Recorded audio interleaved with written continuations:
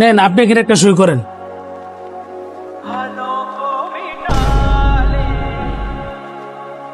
যা করতেছস বুঝে শুনে করতেছস।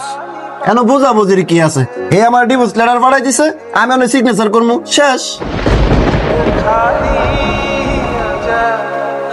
তোর না একটা মেয়ে আছে? হ, আমার মেয়ে আমার কাছে লয়ে বলবো।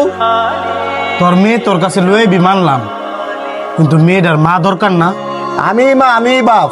দেখ বন্ধু, তুই তোর বাচ্চার যতই আদর যত্ন করস না কেন লেগা, তোর বাচ্চার মায়েরও বাপ কোনোদিন পূরণ করতে পারতি না।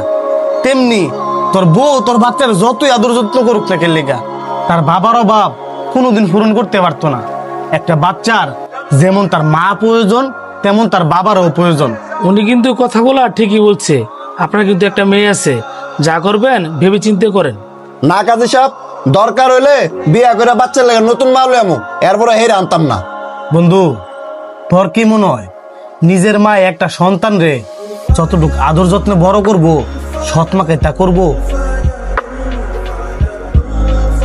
প্রথম হয়তো বা করবো, পরে কিন্তু আর করতো না। দিন শেষে তোর বাচ্চারা অবহেলায় বড় হইব।